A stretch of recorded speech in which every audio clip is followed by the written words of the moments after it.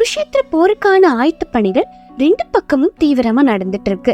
இந்த சமயத்துல அர்ஜுனரோட தந்தையான இந்திர பகவான் இந்த உலகத்திலேயே அர்ஜுனரை வீழ்த்தக்கூடிய சக்தி நம்ம கதாநாயகன் கர்ணனுக்கு மட்டும்தான் இருக்குங்கிறத தெரிஞ்சுக்கிறாரு. அந்த சக்திக்கு முதல் காரணமா இருக்கிற கவசத்தையும் குண்டலத்தையும் அவர்கிட்ட இருந்து தானமா பெறணும்னு இந்திர பகவான் முடிவு பண்றாரு. இத கர்ணனோட தந்தையான சூரிய பகவான் தெரிஞ்சுக்கிறாரு. உடனே கர்ணன் முன்னாடி சூரிய பகவான் காட்சி கொடுக்கிறாரு. தன்னோட புதல்வனான கர்ணன் கிட்ட ஒரு தானம் ஒண்ண வேண்டி கேக்குறாரு. அது என்னன்னா, இந்த உலகத்துல கேக்குறவங்களுக்கு இல்லைன்னு சொல்லாம கொடுக்கற கொடை வள்ளல்னு எல்லாருக்கும் தெரியும். ஆனா எனக்கு இப்போ இதுக்கு மேல எந்த தானமும் செய்ய மாட்டேங்கிற வாக்க தானமா கொடுக்கணும்னு சொல்லி கேக்குறாரு. இப்படி ஒரு வாக்கு தன்னால கொடுக்க முடியாதுன்னு சொல்லி கர்ணன் மறுக்கிறாரு. உடனே சூரிய பகவான் இந்திரதேவனோட முடிவை பத்தி சொல்ல ஆரம்பிக்கிறாரு. உன்னோட பாதுகாப்பு அரணா இருக்கிற கவசத்தையும் குண்டலத்தையும் தானமா பெறதுக்காக இந்திரதேவன் முயற்சி பாருணும். நீ அதை செய்யக்கூடாதுங்கிறதுக்காக தான் நான் இந்த மாதிரி ஒரு வரத்தை உன்கிட்ட கேக்குறேன்னு சொல்லி எடுத்து சொல்றாரு. ஆனா கர்ணனும் இதை எதையுமே கேட்க மறுக்கிறாரு. தன்னோட வீரத்தையும் வில்வத்தையும் வச்சுதான் இந்த போரை ஜெயிக்கணும்னு, கவசத்தையும் குண்டலத்தையும் ஒரு அரணா வச்சு இந்த போர்ல ஜெயிச்சிட்டேன்னு எனக்கு நாளைக்கு பேர் வரக்கூடாதுன்னு சொல்லி சூரிய பகவான வேண்டி கேட்டுக்கிறாரு.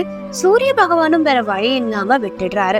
சூரிய பகவான் சொன்ன மாதிரியே இந்திரதேவனும் ஒரு அந்தனர் வேடத்துல வந்து கர்ணன் கிட்ட அவரோட கவசத்தையும் குண்டலத்தையும் தானமா வேண்டுறாரு. உடனே கர்ணனும் வந்திருக்கிறது இந்திரதேவன் தான் தெரிஞ்சுக்கிறாரு. கர்ணன் இந்திரதேவன் கிட்ட, உங்களோட புதல்வனான அர்ஜுனன் மீது உங்களுக்கு நம்பிக்கை குறைஞ்சிடுச்சா, அதனாலதான் என்னோட கவசத்தையும் குண்டலத்தையும் தானமா வேண்டீங்களான்னு சொல்லி கேக்குறாரு. இந்திரதேவன் பதில் பேச முடியாம நிக்கிறாரு. உடனே, நீ எல்லாருக்கும் இல்லைன்னு சொல்லாம தானம் வழங்குவேன்னு சொல்லி கேள்விப்பட்டுதான் வந்தேன். உனக்கு விருப்பம் இருந்தா நாளைக்கு சூரிய உதயத்துக்கு அப்புறம் நீ வந்து எனக்கு ஆத்தங்கரையில தானம் வழங்கு, இல்லைன்னா விட்டுருன்னு சொல்லிட்டு அங்க இருந்து கிளம்பிடுறாரு.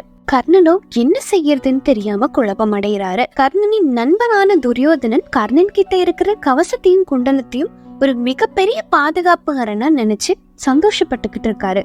இந்த சமயத்துல தான் தானம் கொடுக்கறதா வேண்டாமா, அதே சமயத்துல உயிர் உள்ளவரை நான் தானம் வழங்குவேன்னு சொல்லி எடுத்துக்கிட்டு சபதம் என்ன ஆகுறதுங்கிறதுல பெரும் குழப்பமா இருக்கு. கடைசியா தன்னோட வீரத்து மேல நம்பிக்கை வச்சு கவசத்தையும் குண்டலத்தையும் தானமா வழங்குறதுங்கிறத முடிவு செய்யறார். சூரிய உதயத்துக்கான வேலையும் நெருங்கிடுது. ஆனா சூரிய பகவான் வெளியே வரவே இல்லை. காரணம், சூரியன் முகிச்சிட்டா கர்ணன் போய் கவசத்தையும் குண்டலத்தையும் இந்திரதேவனுக்கு தானமா வழங்கிடுவாரு அப்படின்றனால. உடனே கர்ணன் சூரிய பகவான் கிட்ட, உங்களோட புதல்வனுக்காக இந்த உலக மக்களை வஞ்சிக்காதீங்கன்னு, நீங்க எழுந்து உங்களோட கதிர்களை பூமி மேல படர விட்டால்தான் இந்த அகிலமே செயல்பட தொடங்கும். சூரிய பகவான் தன்னோட புதல்வனுக்காக அதர்மம் செய்யக்கூடாதுன்னு வேண்டி கேட்டுக்கிறாரு. உடனே சூரிய பகவானும் வெளியே வராரு. காலை பிடிஞ்சிருச்சு. உடனே இந்திர பகவானும் அங்க வராரு. கர்ணனும் எதையுமே யோசிக்காம தன்னோட காதுகள்ல இருந்த குண்டலங்களை அறுத்து தன்னோட உடம்போட ஒட்டிட்டு இருந்த கவசத்தையும் கிழிச்சு இந்திர பகவானுக்கு தானமா கொடுத்துடுறாரு. உடலெங்கும் ரத்தத்தோட நின்னுட்டு இருக்காரு. அந்த சமயத்துல அர்ஜுனர் அங்க வராரு. நடந்த நிகழ்வெல்லாம் பார்த்து கோபம் அடைகிறாரு. உடனே இந்திரதேவன் கிட்ட, உங்களோட புதல்வனான என் மீது உங்களுக்கு நம்பிக்கை இல்லாம என்னோட எதிரியான கர்ணனோட கவசத்தையும் குண்டலத்தையும் தானமா வச்சிருக்கீங்கன்னு சொல்லி கோபம் கொள்றாரு.